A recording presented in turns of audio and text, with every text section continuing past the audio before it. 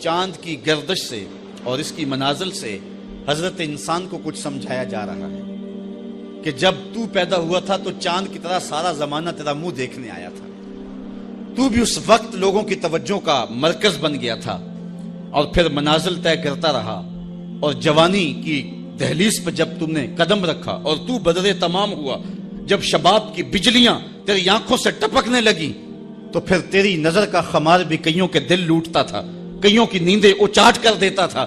جس طرح چاند جب جوبن پہ ہو تو چکور کا دل لرزتا ہے، اور سمندر میں جوار بھاٹا پیدا ہو جاتا ہے، لہریں اٹھتی ہیں، طوفان پیدا ہوتے ہیں، تو جب بندہ بھی جوانی کی دہلیز پہ ہوتا ہے تو وہ بھی طوفان اٹھاتا ہے، دلوں میں جوار بھاٹے پیدا ہوتے ہیں۔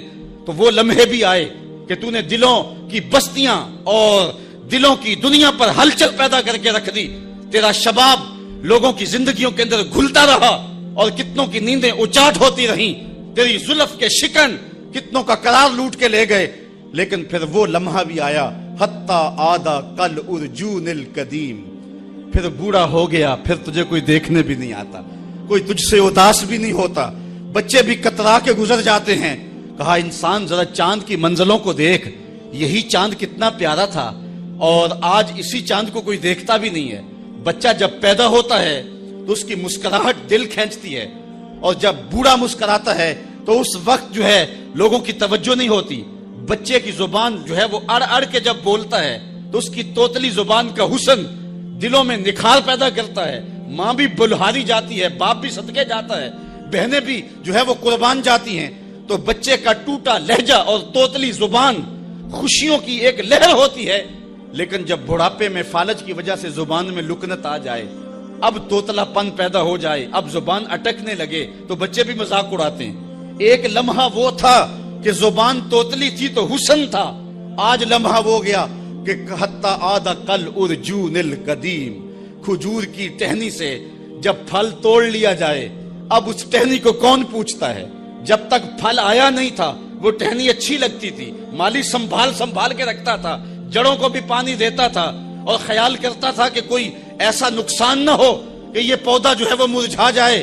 پھر جوبن پہ آیا، اور جب کھجوریں لگیں تو اس نے پھر رسیاں بھی باندھی اور کھجوروں کو سنبھالنے کے لیے سب کچھ کیا۔ پھر جس دن اس نے اس ڈال سے پھل کاٹ لیا، اب وہ کھجور اجڑ گئی، اب اس کی وہ ٹہنی بے توقیر ہو گئی۔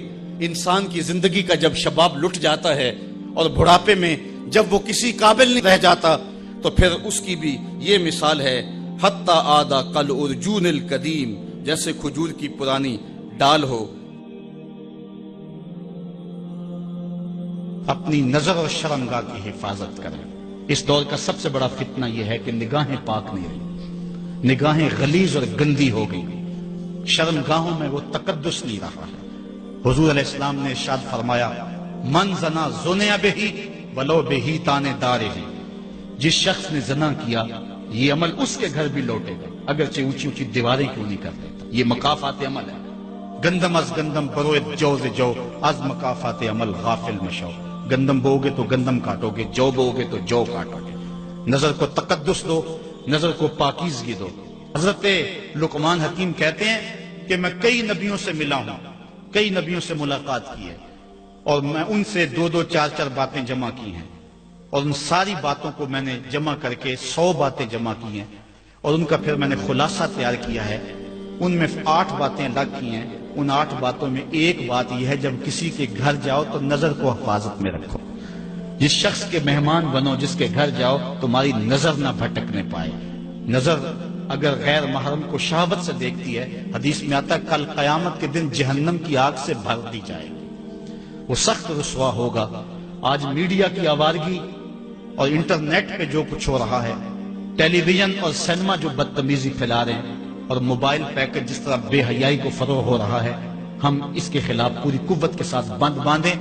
اپنی اولادوں کے ہاتھوں سے ناول چھین لو، ان کے ہاتھوں سے جو ہے وہ فلمیں چھین لو، ان کی خلوتوں پہ نظر رکھو اور ان کی حفاظت کرو۔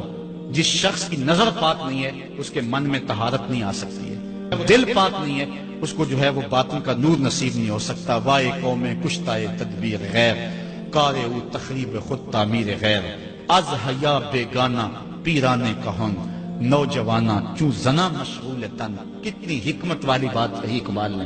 وہ اپنے دور کا دکھڑا سناتا ہے جس دور سے ہم گزر رہے ہیں. اب تو عجیب حال ہو گئے. اقبال کہتا ہے یہ جو میرا دور ہے، جوان تو جوان رہے، بوڑھوں کی نظروں میں حیا نہیں رہا. آز حیا بیگانہ پیرانے کہن. بوڑھے لوگوں کی آنکھوں میں بھی اقبال کہتا ہے حیا نہیں رہا. نوجوانا چوں زنا مشغول تن. اور نوجوان عورتوں کی طرح اپنے تن کے ساتھ لگے ہوئے ہیں، اپنے تن کو سنوارنے میں ہر وقت کنگھی پٹی میں لگے ہوئے ہیں. یہ مردوں کا کام نہیں ہوتا، یہ دلیروں اور بہادروں کا کام نہیں ہوتا، یہ عورتوں کے وظیفے ہیں. در دل شاں آرزوہا بے ثبات مردہ زائن از بطون امہات. ان کے دلوں میں آرزویں کوئی اور ہی ہیں اور ماؤں کے پیٹوں سے مردہ جنم لے رہے ہیں. دخترانے او بزلف خود اسیر شوخ چشموں خود نماؤ خود دگیر. اور قوم کی بیٹیاں اپنی زلف کی خود قیدی ہو چکی ہیں اور ہر وقت جو ہے وہ اپنے آپ کو آئینے میں دیکھتی رہتی ہیں. ساختہ پرداختہ دل باختہ ابروان مثل دو تیغے آختہ. وہ جو گھر کی رونق تھی، جو آبرو اور حیا کا دوسرا نام تھا، آج وہ دل پھینک قسم کی ہو گئی ہے. آہ قوم میں دل سے حق پرداختہ مرد و مرگے خیش را نہ شناختہ. اقبال کہتا ہائے قوم کہ جو مر گئی اور اسے ابھی تک پتہ ہی نہیں چلا کہ میں مر چکی ہوں اور جینے کا سامان نہیں کرتی. حضور نے فرمایا ہر دین کی کوئی پہچان ہوتی ہے، میرے دین کی پہچان حیا ہے. اگر حیا نہیں ہے تو دین ہی نہیں ہے.